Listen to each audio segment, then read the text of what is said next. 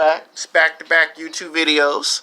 You will not be getting no videos tomorrow because tomorrow I'll be scheduled to come to work for about 8 hours from 10 in the morning to 6 in the afternoon. And that's going to be 5 hours of anticipation of washing dishes. Trust me. Alright, now this one is going to be Drake, the rapper Drake, versus Tupac. Now, in the description, we're going to call it Who Gets the Girls Apple Pie Wet. Because I'm trying to keep this as PG as I can, because, you know, YouTube is doing what they call a YouTube crackdown, where they're trying to get you to stop swearing and cussing as much, stop being disrespectful towards men and women on your channel. So we're trying to keep the content clean. You know, every now and then I might give you an example where if someone else says it raw and uncut, it's still me saying the same thing. Every now and then I might use some profanity. But as far as the content you got from before, you know, we're taking a break from that because YouTube be like, okay, you good with the videos, but you gotta tone down on some of this language in your content. Now, Drake is one of the most hot-selling rap artists of today. Now, when I was in high school, graduating, going into college, Drake kind of came in the game around 2004, 2005. He did a mixtape. He got discovered in Canada. Lil Wayne liked him and signed him to Young Money Records. He put out his first album and it sold 100,000 copies the day that it actually came out. And he had like 7 hits on one album. And got so much radio play that that's all I heard my last year in high school was Drake. Drake. I'm like, man, come in the hood, music blasting all over the neighborhood. Go to malls, Drake. I hear all nothing but just Drake. Women screaming about Drake. I'm like, okay, who's this Drake guy? And I had this, you know, one black girl from the hood like, you don't know who Drake is? And I'm like, I don't follow rap like I used to. I mean, you know, the music had changed, the sound had changed. I don't know these people. And then I pick up a magazine, I see him. All right, tall dude, tall, light-skinned dude from Toronto, Canada. You know, Toronto native, now turned rap artist. You know, signed with Young Money, Lil Wayne. And I'm like, okay, so he's with Lil Wayne. All right. Check out a couple of his music. Now, he did one song called Forever, which was a movie about LeBron James in high school and how he broke into the NBA draft at the #1 pick. And, you know, the lyrics was pretty good. First name, great. Last name, greatness. You know, and when he made the song, I said, okay, he a LeBron James fan. He a basketball fan. All right, seems pretty cool. Now, when he came out, he would do 7 songs for Lil Wayne. He did some songs with The Game. He did some songs with Snoop Dogg. You know, he would come up and do songs with a lot of the East Coast rappers, West Coast rappers. And then he dropped his second album. He dropped 2 albums in 1 year, if you can believe that. Both sold 100,000 copies. And then the second year, he drops his third album, which, again, a lot of these rappers in this era love to do that. Now, I didn't really start feeling his music until 2011, 2012. You know, he started to put out some really better quality music. You know, there was him trying to do a movie. I said, okay, now he's trying to switch up his style and be a little bit more unpredictable. You know, he did the songs with Nicki Minaj, Rihanna. I thought they were pretty okay songs. They weren't the best of the best. They're not terrible, but they were just good quality songs. You know, and then, you know, he really impressed me when he showed that, okay, now when he's being challenged by McMuse, he put out Back to Back, which was a diss. And they were calling it the best diss of all times. And I was like, well, there ain't nobody in this era that can challenge him direct in that type of, you know, direction. You know, there's Energy, which I thought was good. He showed that he could be a storyteller. He showed that he could be multi-talented. Despite the criticism that he has ghostwriters, which, come on now, almost every writer has somebody that write their stuff now. And he put out some good songs. And then because when I say by the time we get to 2012, 2013, he now had, in fact, put out 5 albums and was working on album number 6. Now, his whole entire popularity, and I know some Drake fans might get red in the face, might even try to run me over with their car, their truck, might try to bang on me or get me in a basketball game, a pickup basketball game for saying it. His whole entire popularity is only for 2 reasons. One, because of Lil Wayne's popularity. That's just a fact. And the second reason, he was just a new flavor in the rap game that ain't no one never heard or seen before. And he took a concept that been there for years and made it better than what it was. You always hear them say the term bubblegum rapper, and he kind of took that and made it something to be taken serious. And then he made and then the only bad thing I can give Drake is that a lot of his songs just repeat themselves. You made 5 songs about I started from the bottom, I worked my way to the top. There's that song. And he makes another song that's very similar. I came from nowhere, now I'm to the top. I'm like, okay, that's like the same exact rap song again. 2 songs on 2 different albums talking about I was poor, now I'm rich. And I'm like, okay. So I feel like that he has some stuff that you can pick out of a notebook that you would like. And it's like if you were to took the Drake from the second half of his rap career and have him go against Tupac, that would be the Drake that's more serious. Like the Drake we saw the first 8 years was too nice. And the Drake that we're now getting is mean and vicious.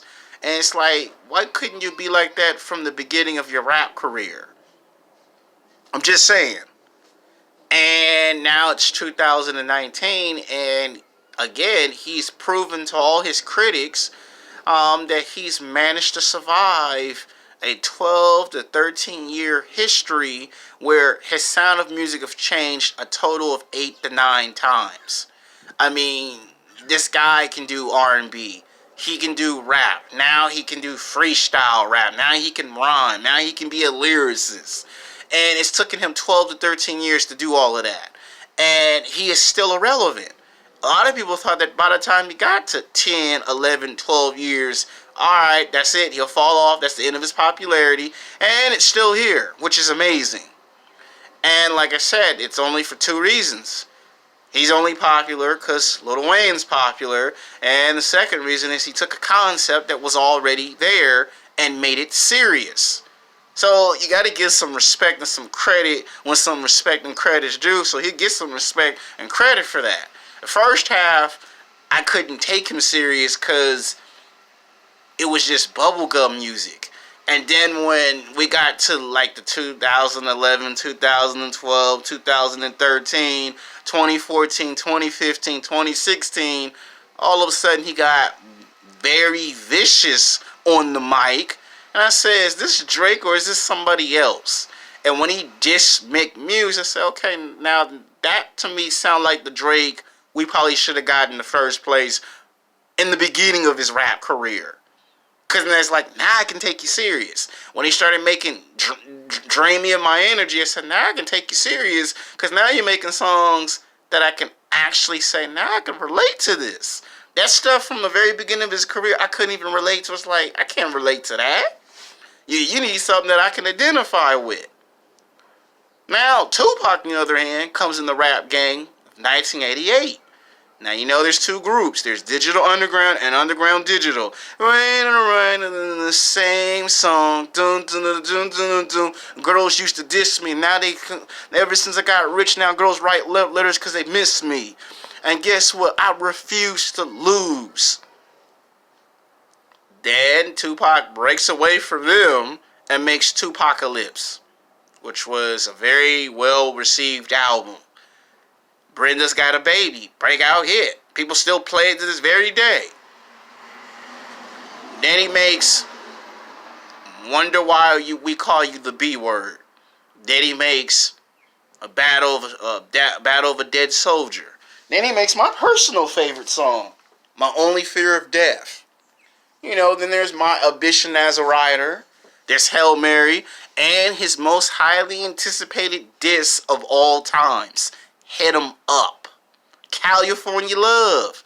I mean, Tupac would just make hits after hits after hits. Now, by 91, 92, he had back-to-back albums. Then there was the, 1993 incident where he got shot in New York City and, got upset when Notorious B.I.G. made that song, Who Shot You? And then there was that rape charge that kind of ruined his popularity. And by this point, he was 24, by this point, he was like 21, 22 years old when this took place. Comes out, signs with Death Row Records, hook up with Dr. Dre, does California Love, and he comes and takes over the game. And then Tupac changed his whole concept.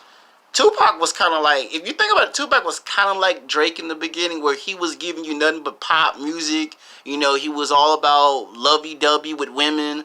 And then when he got done wrong by his friends, that he thought it was his friends, he just got mean and vicious on the mic, and we saw Tupac that, Tupac was making some diss songs in the 80s, in the 90s, but those were kind of like on mixtapes, and they weren't like, I'm really dissing anybody. It was just him that's what I do on my spare time. And it went from, that's on my spare time, to I'm coming at you hard on the mic.